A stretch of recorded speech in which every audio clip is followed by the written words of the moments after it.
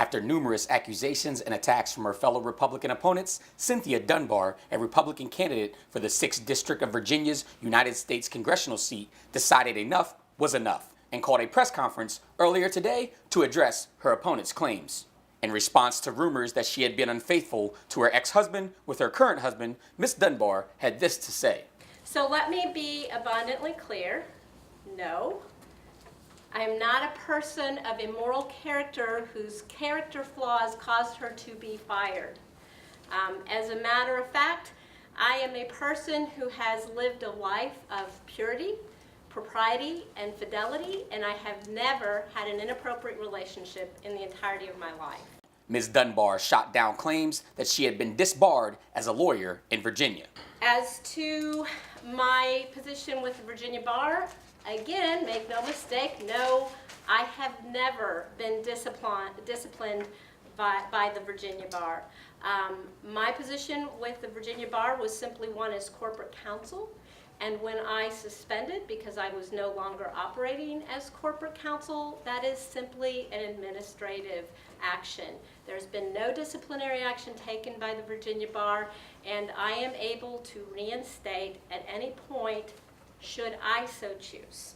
Dunbar vehemently denied that her alma mater, Liberty University, and her were at odds, and even claimed to have the support of several Liberty University staff members. As far as my standing with Liberty University, the statements of those who knew my work best and those who were my superiors, their statements about my time at Liberty have been very clear, and they are posted on my website. Those statements are glowing recommendations, and it comes with a full-blown endorsement from Matt Staver, who is the former dean of Liberty University, as well as a glowing recommendation from the chancellor of the university.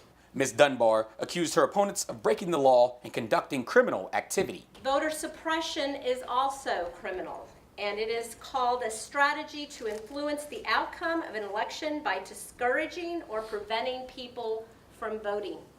This is exactly what is taking place, where those connected with other campaigns have been contacting delegates within this campaign, and what we have been reported is that these calls have felt extremely intimidating and threatening, and trying to discourage not only their support of our candidacy, but discourage them from even engaging in the process or showing up at the convention.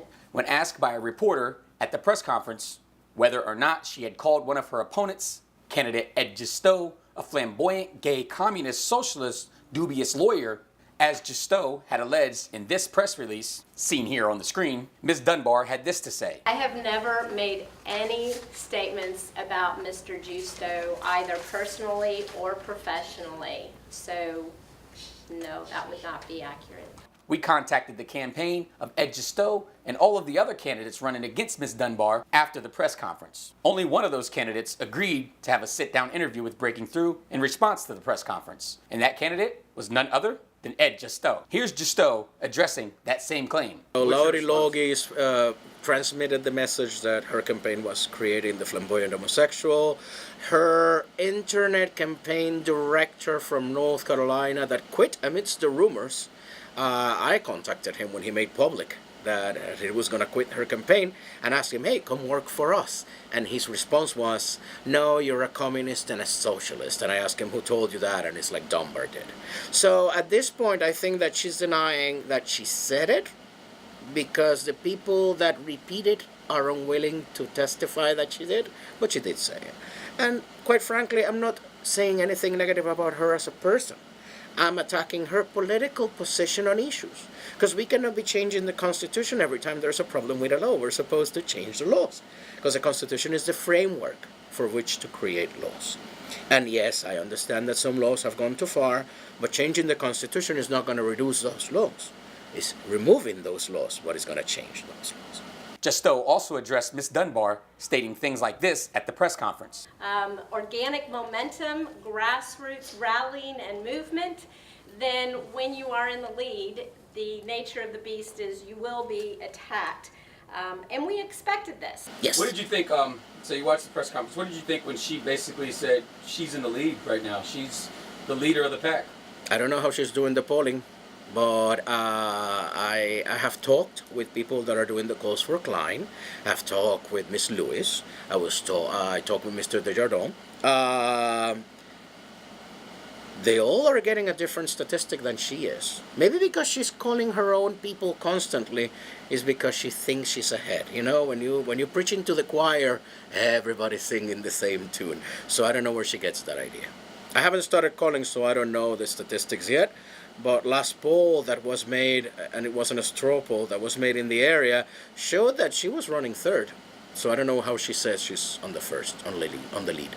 At the heart of the accusations and claims against Ms. Dunbar by her opponents, and technically the only claim that really matters, is whether or not the Dunbar campaign was given access to the delegates list for the May 19th primary convention prior to the other campaigns and candidates in this race. Here's what Ms. Dunbar had to say about that accusation.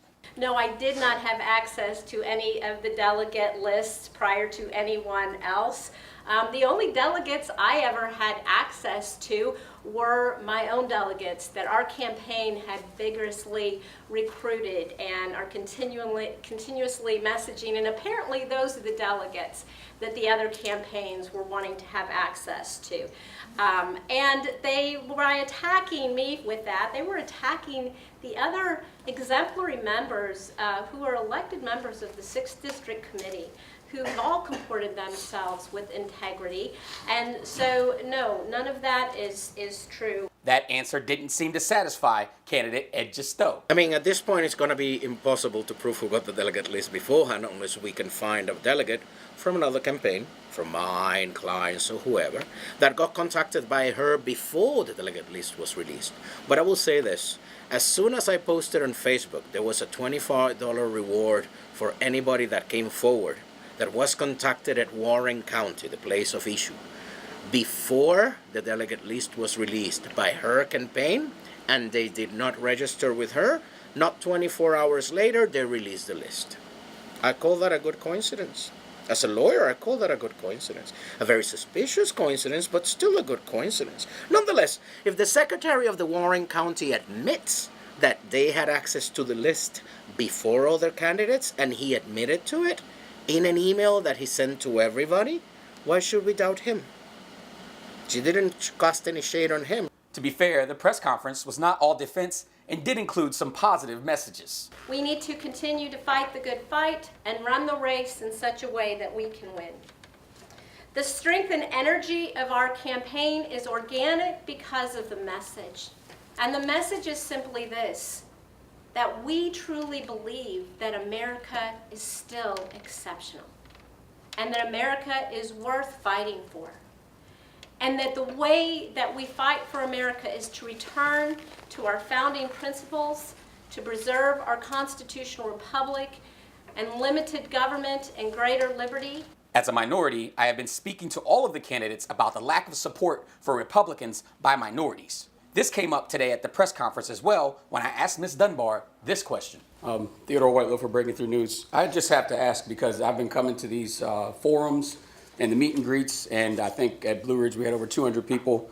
In Roanoke we had about 160 people. And I just have to ask, I haven't seen very many African Americans there, and me and you have talked personally about the lack of African American support for the Republican Party in Virginia. And then when we come here today, there's more African Americans in the room than I've seen at any of these events, even the one with 200 people. And I just have to ask, with them being directly in the camera site on your press conference, is that by design or chance? That is because I absolutely have a message that is unifying. I mean, when I have endorsements from Carol Swain and Alan West, and then my opponents, in order to attack me, instead of applauding the fact that we are unifying the party, they actually go out now and personally defame the integrity of Carol Swain as though she has been bought for her endorsement, which is absolutely reprehensible, unacceptable. But that is the desperation that we see, because let me tell you, there's two branches within the Republican Party. There are those of us who are the base that are in this fight because we believe in policy and principle. But the establishment that wants gridlock control, they're about another P, and that is power. Power and position.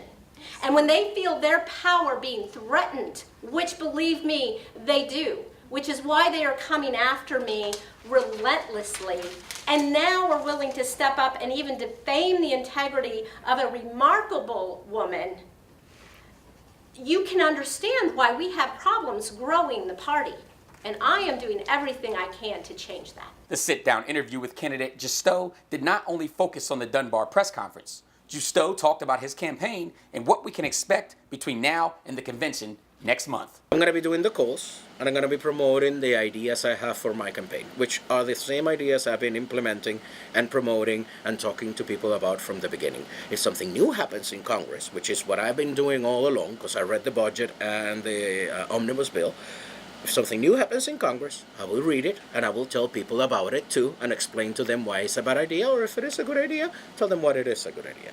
But all I'll be doing is doing the calls and trying to convince the delegates that are not mine to vote for me at the convention. In the Breaking Through newsroom, Theo Whitelow for Breaking Through.